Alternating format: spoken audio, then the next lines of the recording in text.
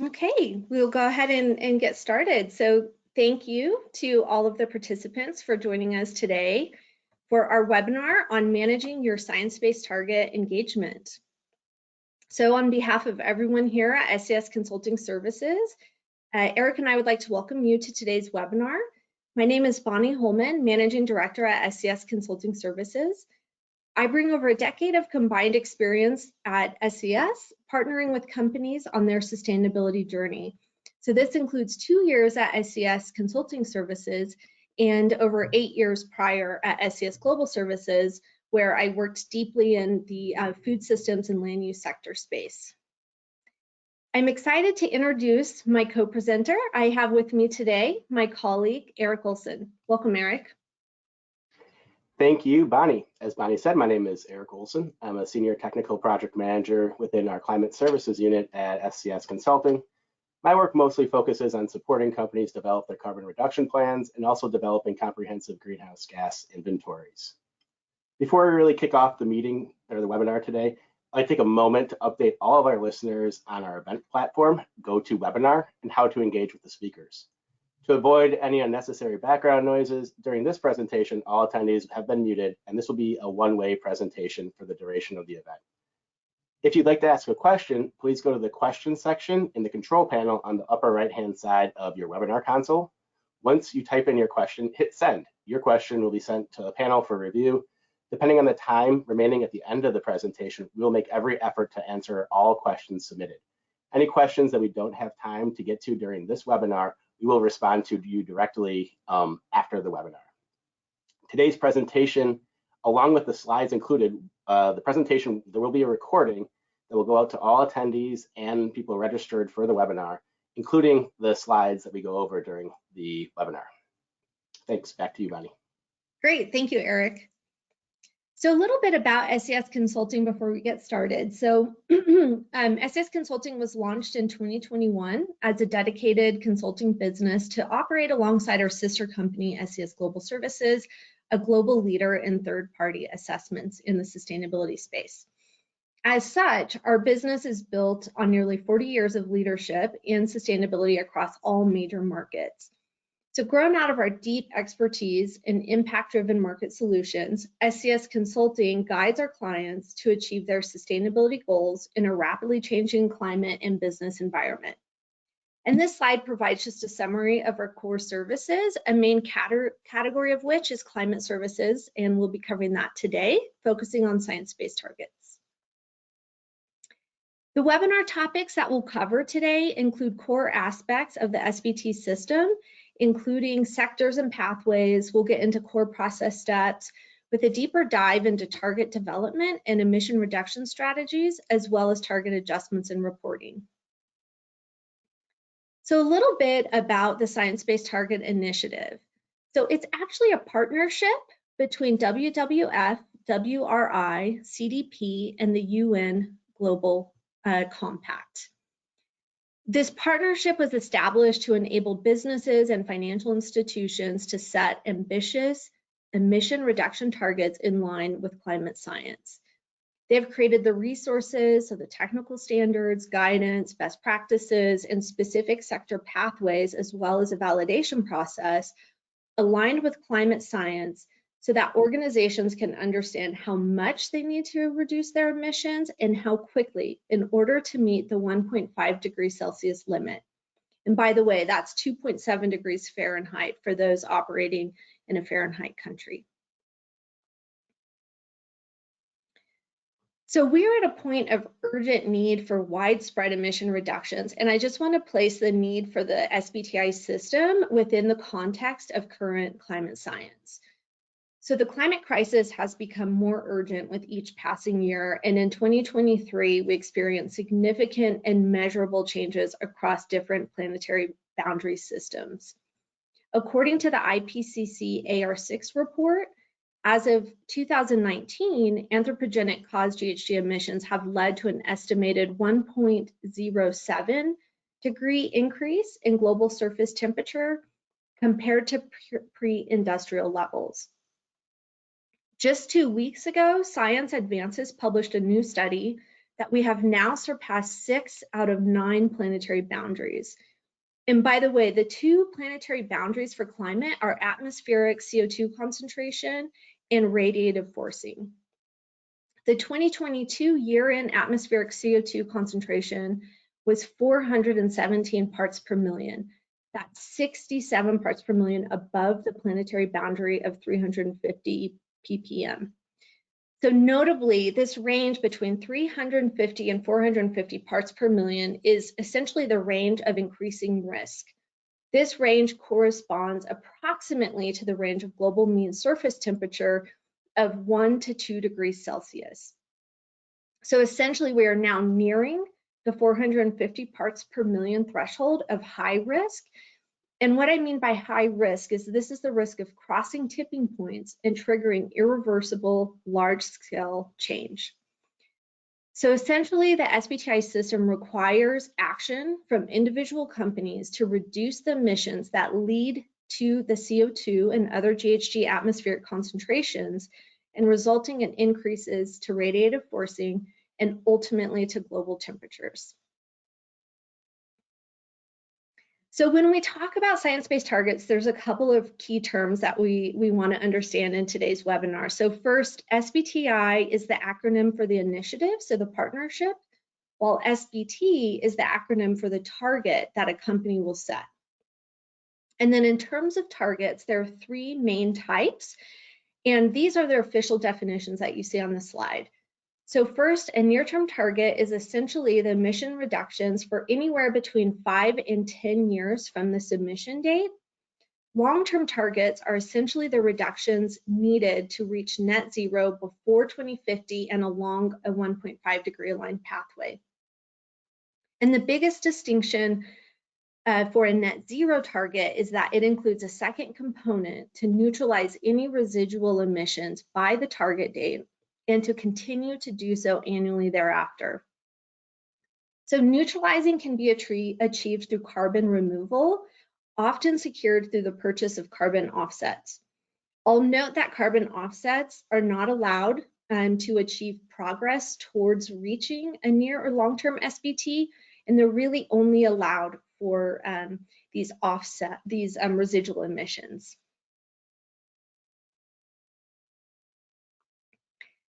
So the SBTi resources are free, they're available online, and they can serve different types of organizations. However, at this time, there are eligibility requirements to have a target validated.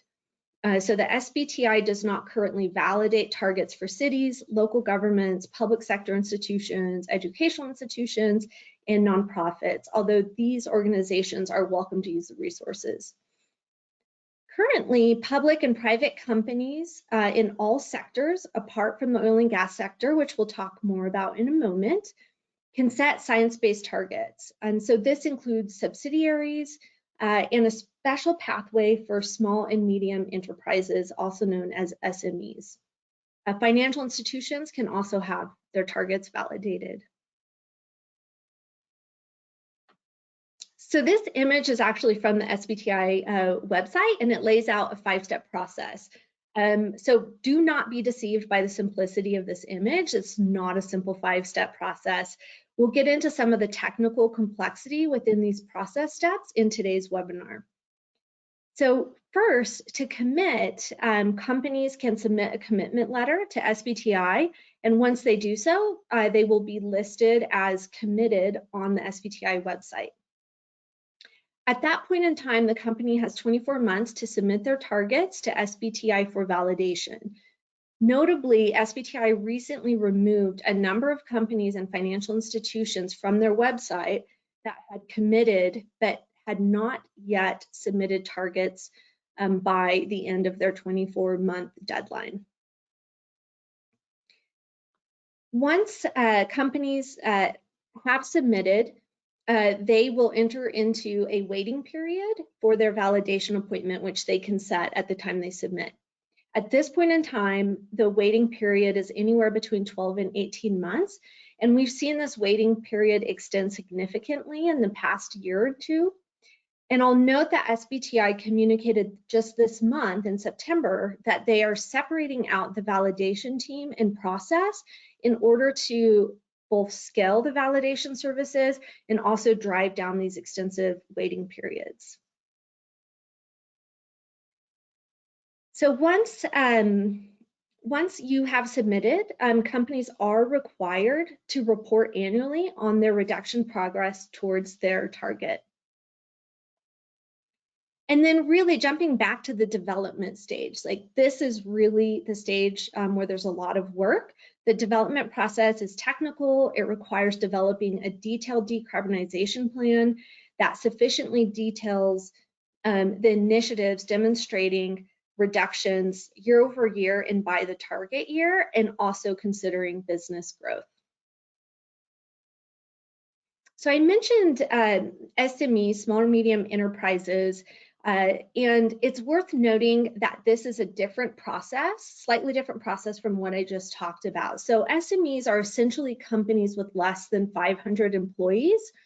This does not include subsidiaries of companies that, when taken into account, the group of companies have more than 500 employees. This is really for independent companies. The SME pathway also does not apply to financial institutions or oil and gas companies. So the SME process is slightly different from what we're going to go over in the rest of the webinar. So SMEs have a set boundary for their target, which only includes scope 1 and 2 and emission reductions across those two scopes only. This means that SMEs do not need to carry out a scope 3 inventory before getting started on their SBT process. SMEs also follow a predetermined near-term target up to 2030, and the submission process is also streamlined with this predetermined target of 42% reductions by 2030. Because it's predetermined and because the scopes are defined, SMEs do not need to go through the target validation step. Because SMEs tend to have less levers to pull on crafting an emissions reduction strategy across scopes 1 and 2, we do recommend that they do at least some of that homework prior to submission, just so that company and specifically company leadership can understand the full implications of their commitment. So actually, we'd love to have a participant poll. You should see the questions on the slide, and the poll should be opening up.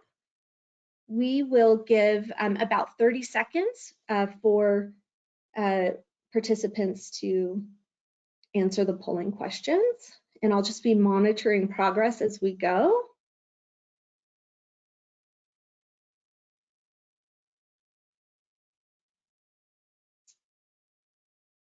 Great, thank you everyone who's voting. It looks like we have about 48% voting. We'll give 5 more seconds and we'll close the poll.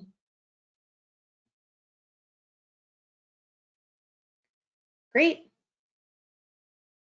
Great, so it looks like out of our participants that participated in the poll, over half are just looking at SBTs at this point. So really happy to have you on this webinar. And then 36% have a client or a customer that has, requested that they set targets. So it looks like you're needing to learn a bit more about how to do that as well. And then 21% have committed and now need to set a target. Wonderful. So I think this webinar will be very informative for you. Okay, we're going to talk a little bit about sector pathways. So SBTi has specific sector pathways for certain industries. The technical guidance for roughly half of the sectors are still in development. So for companies with finalized sector pathway resources, you will want to understand if your company is required to use the sector pathway.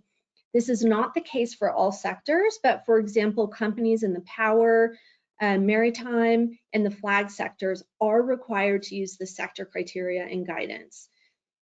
For those sectors with resources still in development, we highly recommend making use of any draft resources, and especially doing so where it is anticipated that SBTi will require that sector guidance is adhered to.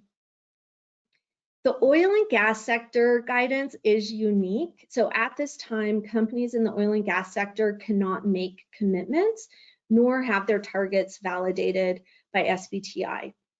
Once the finalized sector guidance is published, this policy will change and the sector pathway and guidance will be required.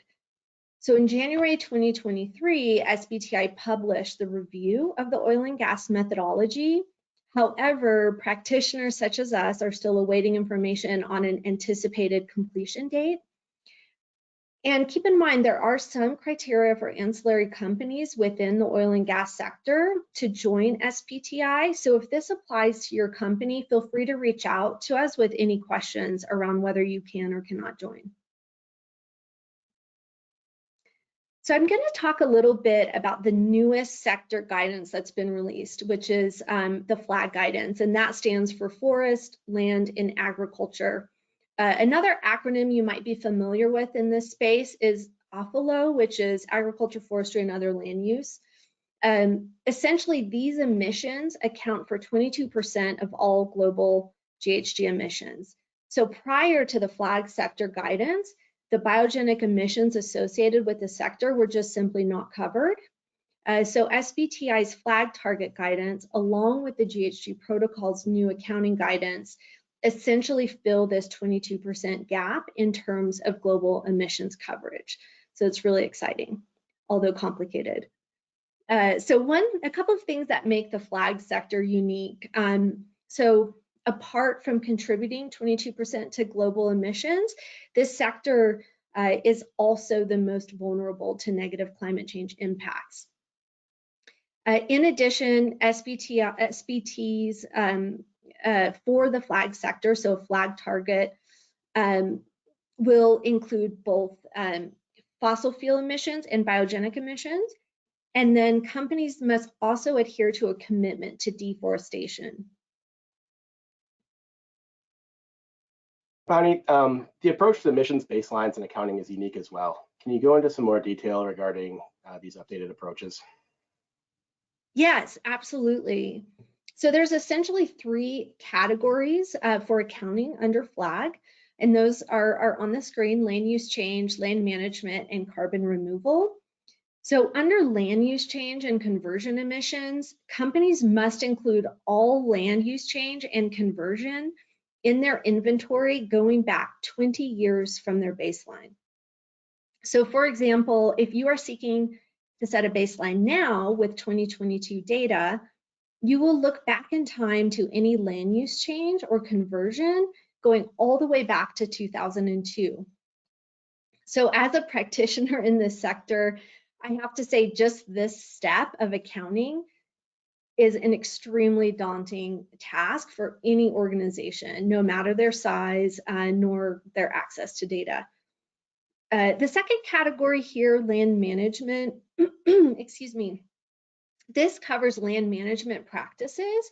And just keep in mind that this is going to cover biogenic and non-biogenic emissions. So, machinery use on farms, fertilizer use as examples of non-biogenic. The third category is unique, which is carbon removals. So it's important to note that I'm referring to direct in supply chain natural and biogenic removals, and not the purchase of carbon offsets nor like technological carbon capture. So this is unique in terms of taking into account natural removals, and the reason why the FLAG sector guidance does so is because it is anticipated that 50% of the FLAG sector's contributions to global emission reductions, in line with the 1.5 degree pathway, will actually come from removals. So that's going to be a significant contribution. So a little bit about who this applies to and when. The FLAG sector includes forest and food companies, and these companies will be required to set FLAG targets. But FLAG targets are additionally required from companies within other sectors if FLAG-related emissions total 20% or more of their emissions across scopes 1, 2, and 3.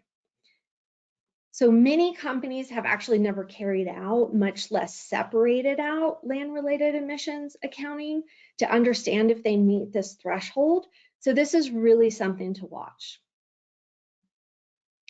So when do companies need to set flag targets? First of all, companies who have set existing SBTs prior to January 2020 will have into the end of this year to set a flag target. Companies who set SBTs between February 2020 and April 30th, 2023 will have an additional year, so the end of 2024. And importantly, for companies that are setting their first SBTs after April 30th, 2023, so I think that's many of the participants on this webinar, if any of this criteria applies to your organization, just keep in mind that you must set a flag target upon submission. So that means for you, a flag target, if the criteria applies to you, a flag target is required immediately. So essentially, companies within the flag sector will set and manage two targets. There will be the normal SBT target process for all non-land related emissions. And this is going to include, as I mentioned before, fossil fuel derived emissions and high global warming potential gases, such as refrigerants. And then in addition to this, they are required to set a distinct flag target, which will follow the GHG protocol's new guidance and will include land-based emissions and removals. And then for companies within this sector, this just introduces a more complex process. And so SBTi has done a lot of work to set up pathways for this sector. So there's pathways that have been developed for both demand side and supply side companies to support their target development and reduction management processes. So there's 4 sector pathways for demand side companies. And then for supply side companies, there are 11 commodity intensity pathways. And these are mapped across 26 regions around the world. Okay, so we have our second poll, and this is specifically related to the flag sector. This is the newest guidance, so we just want to get an understanding of across the audience of whether you think this will apply to you, and if so, how. So we'll just give about 30 seconds to answer. Looks like voting is happening pretty fast this time around, which is great. Great, quite a number of participants are reporting that they do not qualify under the flag sector, and then others that they are not sure.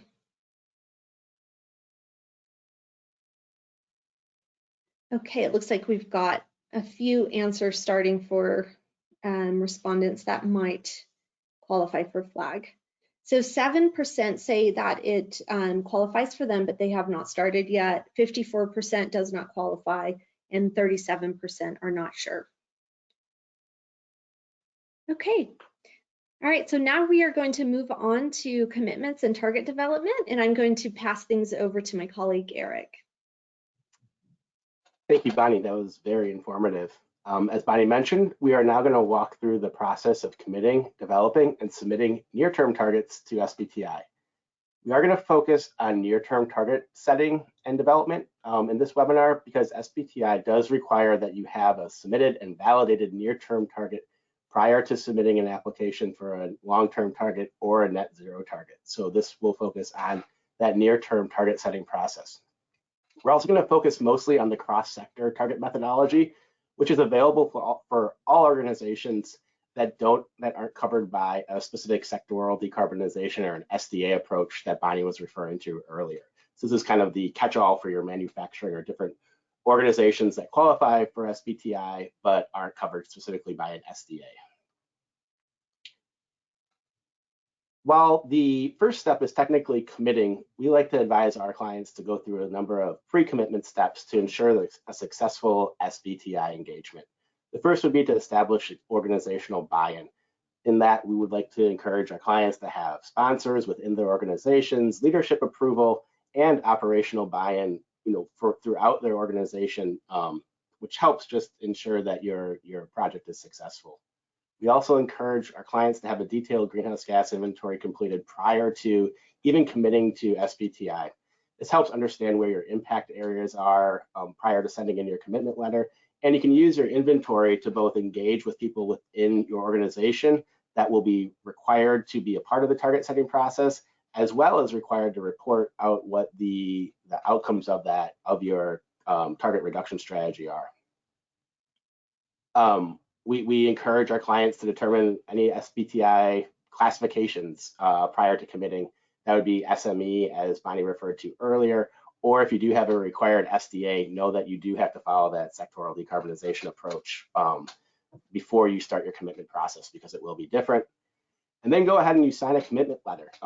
Once you sign and submit your commitment letter, your clock starts, and you now have 24 months to submit a application for validation to SBTi. But you are able to reference that you are committed to SBTi on your external communications.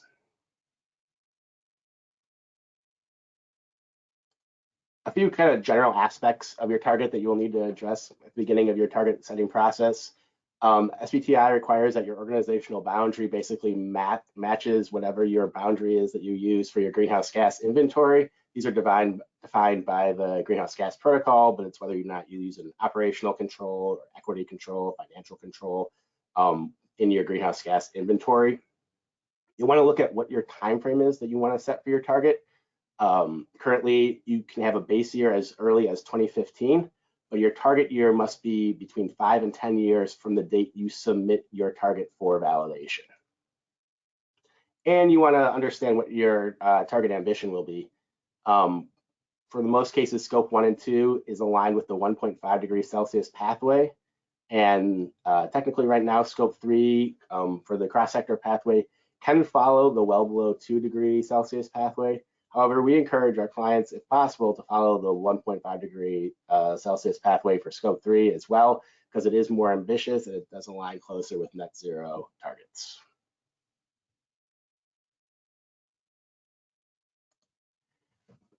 Based on your greenhouse gas inventory, you should have a relatively good understanding regarding which emission scopes need to be included in your target.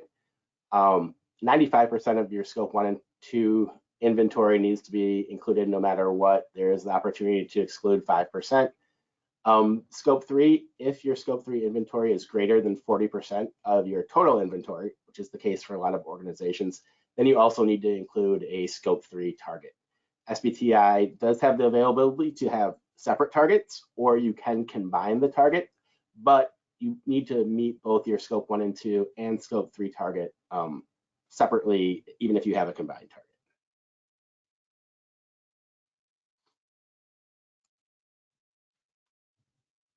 We're going to start by discussing scope 1 and 2 target setting. The target pathway primarily is what they call absolute contraction, and it's aligned with the 1.5 degree Celsius pathway. The aim is to reduce each organization's emissions in line with this cross sector, that's kind of the term they use, pathway. And what the target validation protocol really requires is a minimum of 42% emission reduction by 2030. Included within your target calculation is any forward-looking ambition, so use FLA as an acronym, the FLA adjustment for your scope 1 and 2 emissions. The FLA calculation basically looks at progress made toward the target in the years between your base year and your most recent year reported. It basically ensures that the target is forward-looking and is not something that has been completely captured by actions already completed. Within your target setting process, the organization needs to identify the method which they will report their scope 2 emissions. If you intend to use energy attribute certificates to meet your scope 1 and 2 target, you will need to indicate reporting using the market-based methodology. If your company uses biofuels, biogenic emissions and removals are calculated and reported separately. So biogenic emissions are not included within your inventory.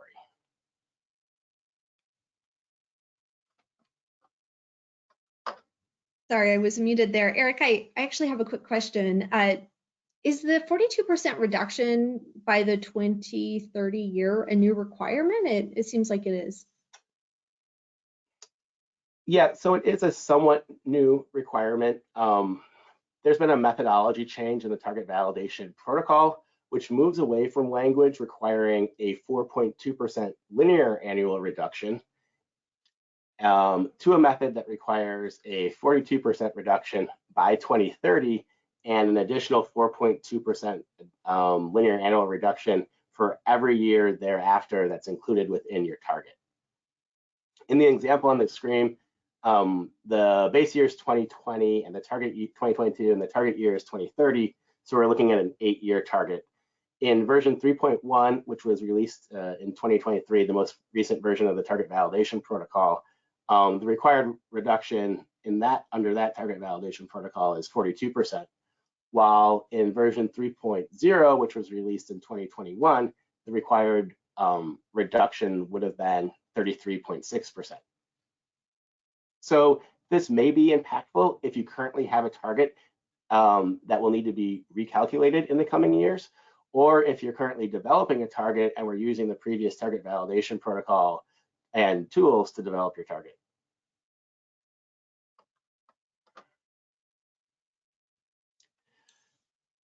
So now we're going to move on to your third poll. We'll give it again about 30 seconds to answer the questions, and then we'll go over some of the response.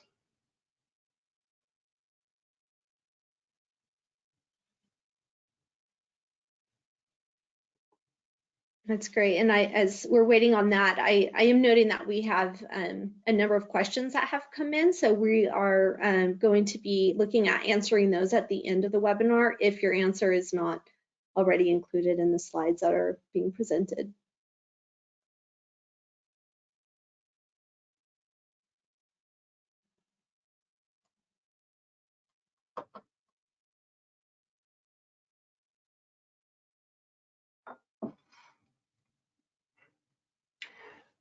So it looks like based off this poll, we have a good mix of different organizations. Some 21% may fall under the small and medium enterprise methodology. 21% may also fall under the sectoral decarbonization pathways. And we have 39% that aren't sure if either of those pathways are something that you may follow.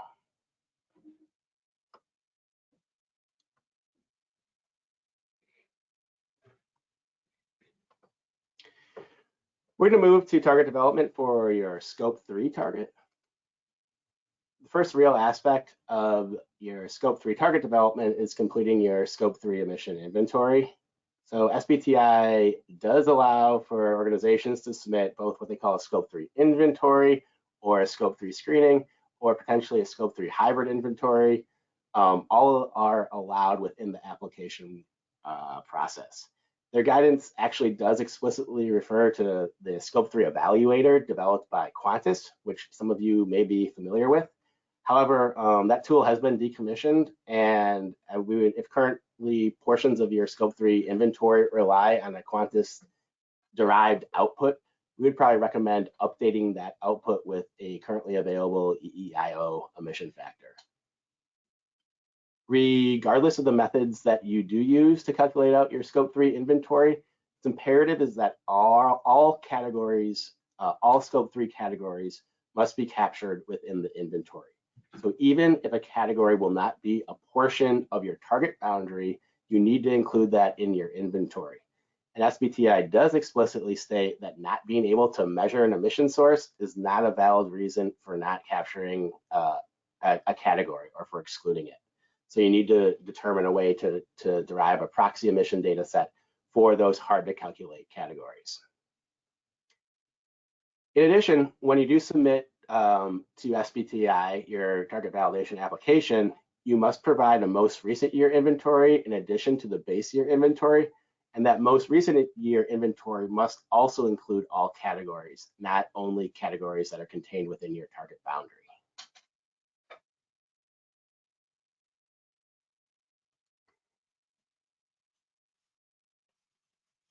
So as referencing target boundary, we'll now go into some more detail as to what is contained within your Scope 3 target boundary.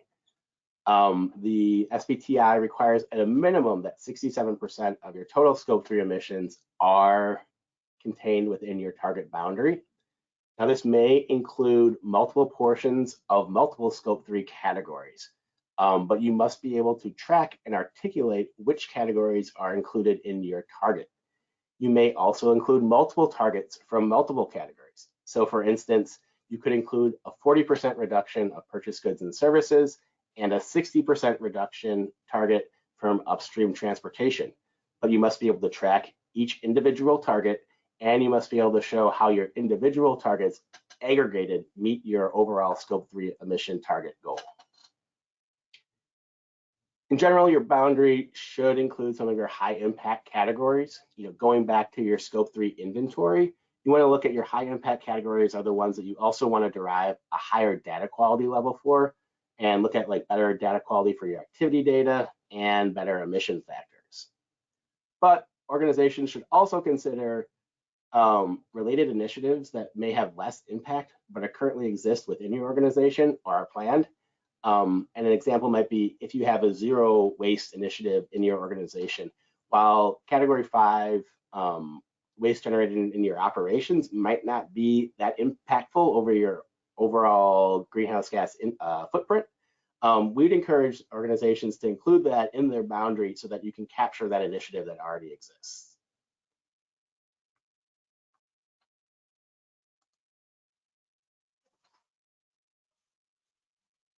SBTi has several methods for scope 3 reduction target methods. Again, they have an absolute contraction method. This follows a minimum of the well below 2 degrees Celsius pathway, which has a requirement of 25% reduction by 2030. Again, we would encourage our clients to at least evaluate following the 1.5 degrees Celsius pathway, which is similar to scope 1 and 2 and has a 42% reduction requirement by 2030. Within scope 3 targets, there are also opportunities to follow a intensity reduction targets. So you can do either a physical intensity reduction or an economic intensity reduction target. The physical intensity reduction target has a 7% minimum annual compounded reduction requirement. And you do need to choose an intensity unit that's representative of your boundary. So for instance, you can't have an intensity unit of tons kilometer delivered as your unit if your boundary doesn't include transportation. The unit has to be representative of a portion of your boundary. As I stated, there is an economic reduction intensity reduction opportunity. However, SBTi does explicitly say that this is not as robust of a method for achieving scope 3 emission reductions. And because they do called out as not as robust, we do not suggest our clients follow the economic intensity reduction. We do think that there's a potential that it could be retired at some point in time or significantly changed so that your target would need to be significantly changed.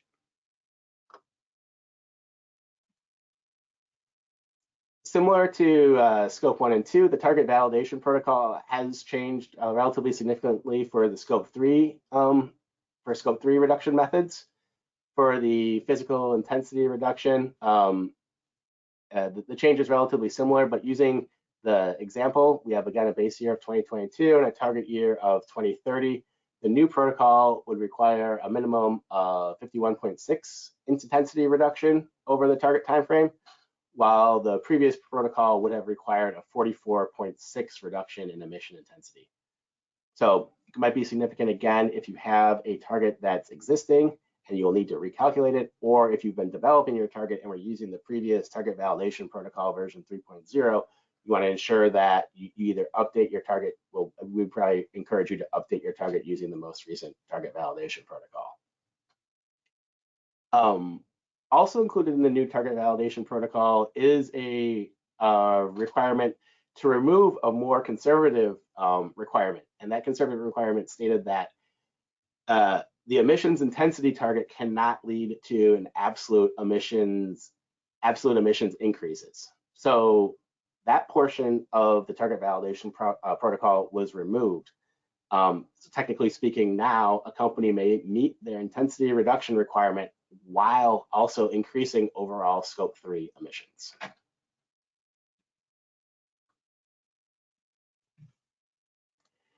A fourth method for Scope 3 targets, and by our earlier poll method that you may be familiar with, is the supplier or customer engagement method. Developing accurate emission data from companies and supply chains is known to be very difficult, and as such, SBTi has developed the supplier engagement methodology to track and achieve emission reductions within companies' supply chains.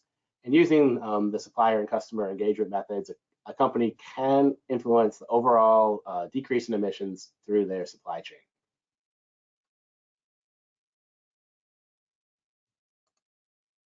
Specifically, the company setting the target commits to a certain percentage of their suppliers and customers within the supply chain will have an aligned science-based target set within the stated timeframe. The target setting company will establish a target boundary within their supply chain, and that target boundary will be established either using a percentage of allocated emissions to those companies in the boundary or a percentage of procurement spend also allocated to the companies within their target boundary. So the companies that are within the target boundary are required then to have a SBT aligned target set within 5 years from the date that the supplier engagement target was submitted to SBTi for validation. So Eric, I have a quick question before you continue on. So you said the suppliers must have an SBT aligned target. Does that mean that the suppliers have to have their target validated through SBTi as well? No, it means, so they do not have to have their target validated through SBTi, but any company within the target has to have an SBTi aligned target. So it doesn't have to be validated through SBTi, but it has to follow the SBTi, the current SBTi emission reduction pathways. Okay, great. So I think we had a large group answering that they had been requested to set targets by their customers. So it might be worth just looking at what those requests are. That's different from a company asking for their emissions data for their own target, right? Correct.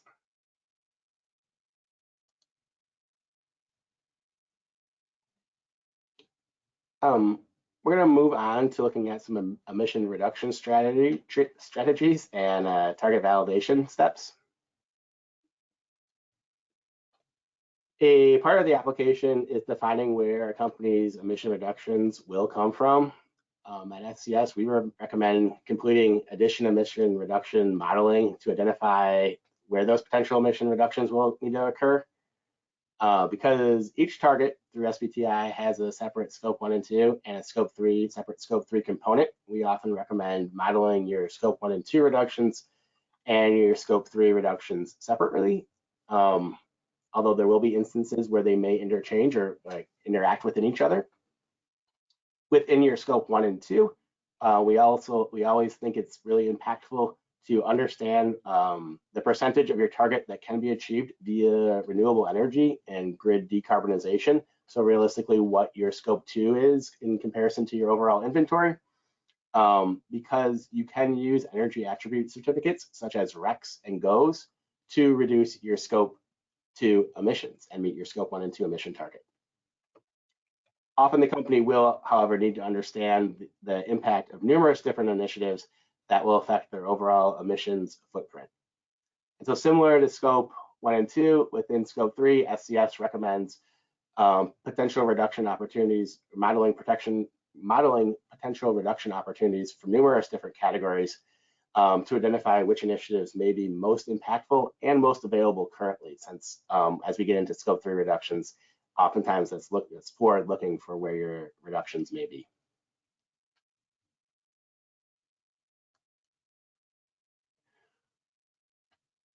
When you believe you have your target development work completed, it's time to actually complete the target application. Just some overall guidance for that. You want to make sure you have a complete application and follow the exact template language that SBTi provides. Again, you want to reference the newest target validation protocol, as we talked about earlier in this discussion. That has changed and it does update relatively frequently. So you want to be sure that you're referring to the most recent TVP. You do want to provide as much supplemental information as possible, and do schedule an actual appointment. So as Bonnie kind of referred to earlier, right now they have an online scheduler. You book a time 12 to 18 months in advance once you have your application ready, and that's your date that you do have your target validation process begins. We have just a couple common issues that we do find with within the target validation process when we work with SBTi. The first being like an incomplete application, really looking at that there are sources or categories that were omitted or excluded without description or without reasoning why. We also see applications sent back or questions if the application does not include a complete most recent year calculation. And currently in that most recent year has to be 2021 or later. We see some issues with the greenhouse gas inventory and boundary. Again, some things related to using the Qantas tool or other tools without defined emission factors.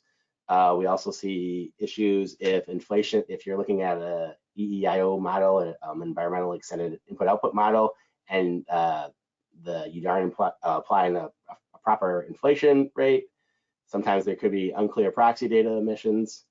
And a third kind of bucket that we see some issues if you aren't using the correct target wording. So they do have pretty specific target wording within their application, and you really need to follow the exact target wording that SBTi has set forth.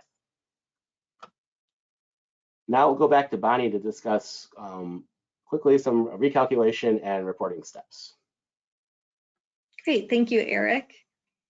So for target recalculation, this basically fits into two different buckets. One is mandatory target recalculation, and that's going to happen as a minimum every 5 years. So pre-2020 targets must be revalidated by 2025. The second kind of bucket are triggering events that might cause the need for target recalculation.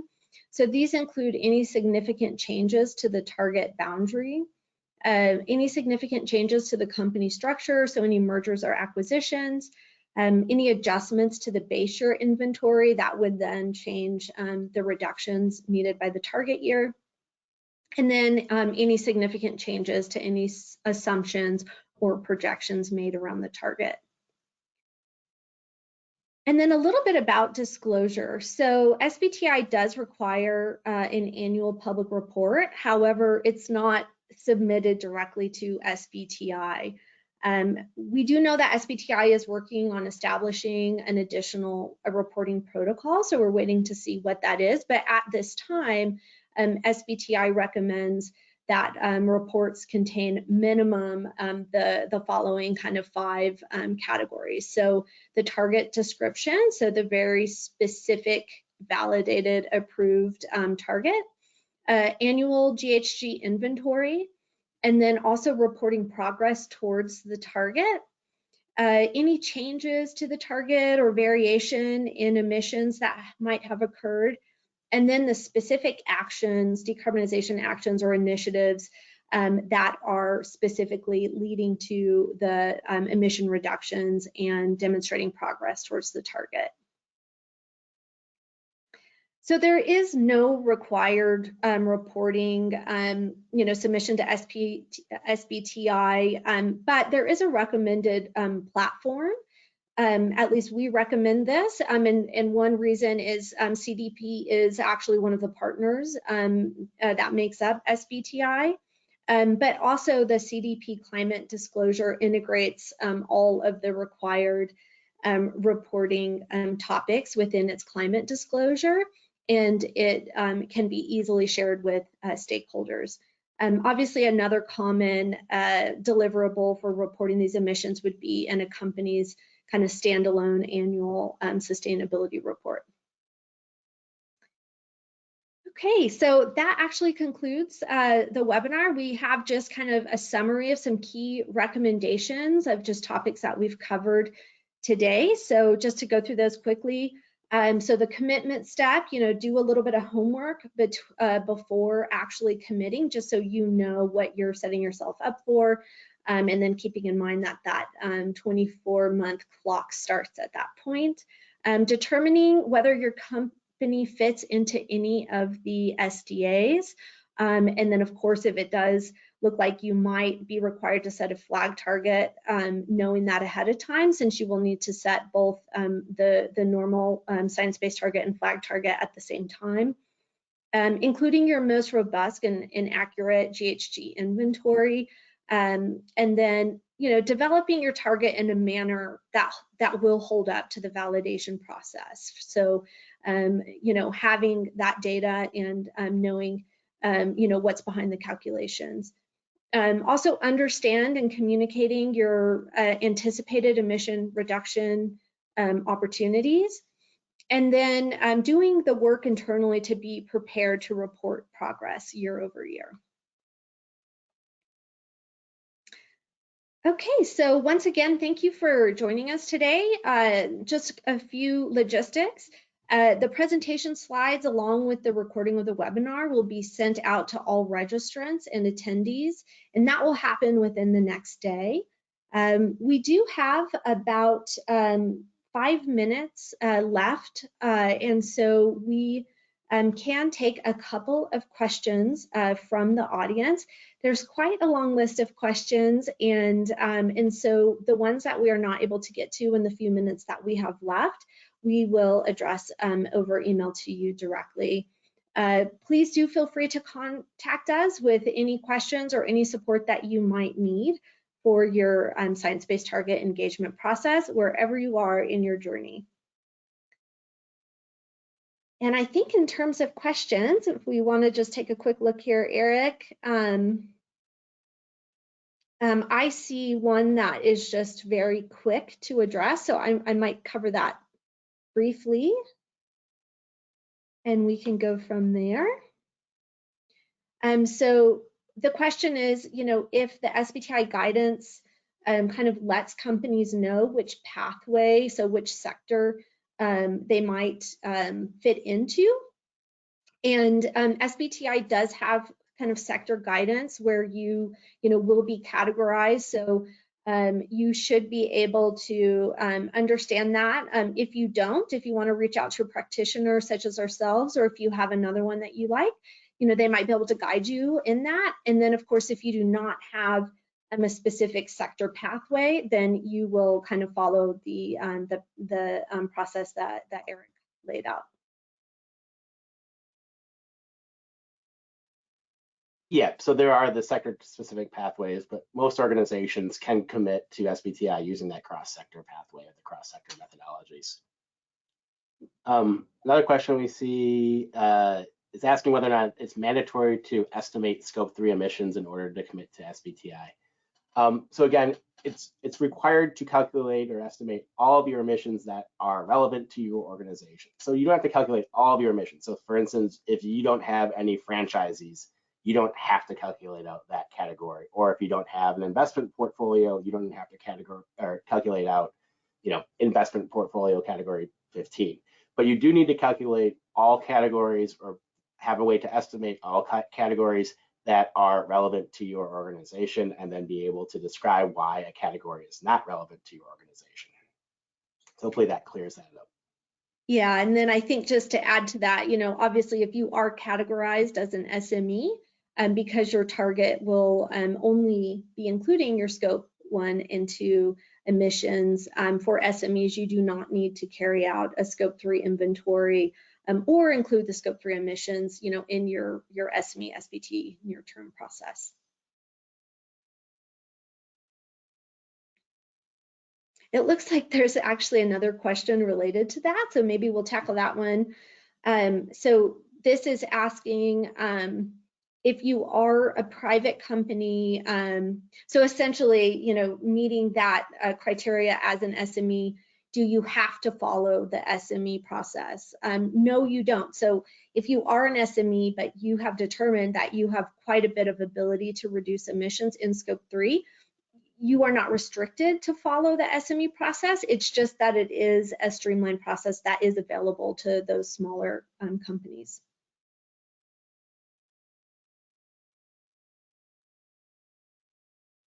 I can take one more related to scope 1 and 2 intensity reduction targets, or whether or not you can use an intensity reduction target for scope 1 and 2. So within the methodology, there actually is an intensity reduction methodology for scope 1 and 2, but basically you need to follow the absolute contraction methodology and then apply an intensity factor to it. It's kind of confusing. It's not really, it doesn't add any value. You have to follow the absolute contraction methodology primarily. And then if you want to add an additional intensity factor to that, you are able to do that, but you need to follow the absolute contraction methodology primarily for scope 1 and 2 reductions. So technically there is an intensity option for scope 1 and 2, but realistically you need to follow the absolute contraction methodology. Great. Great, I think we have time for one or two more. So here's a question: do inventories need to be externally assured prior to setting targets? And Eric, do you want to start on that one, or do you want me to take that? Yeah, sure. No, I mean, so a target or an inventory doesn't need to be assured. It does certainly help out if you do have an assured inventory that to send it in with your application process. It'll probably, maybe decrease that level of time that your validation team would take to look into the categories, knowing that it's been assured by a third party. But at this point in time, assurance is not required for submitting to science-based targets. Yeah, and I think to just dovetail on that, the validation process will do some of those checks. And certainly assurance has come up quite a bit with particular markets requiring assurance, such as the EU. We're actually seeing that as part of kind of the upcoming climate reporting laws that California is set to pass. And so assurance is a slightly different process from validation. When we talk about validation from the Science-Based Target Initiative, that's very specific to the Science-Based Target System. And it's really kind of their own validation process. So it's distinct from report assurance, which is covered under external accreditation bodies. So just a slightly different terminology there. Great. I think we are actually out of time here. So we do have a few other questions here that we'll seek to cover in emails, but I want to thank everybody who has participated in the webinar today. We hope that it was useful. And again, reach out with any additional questions or support that you might need.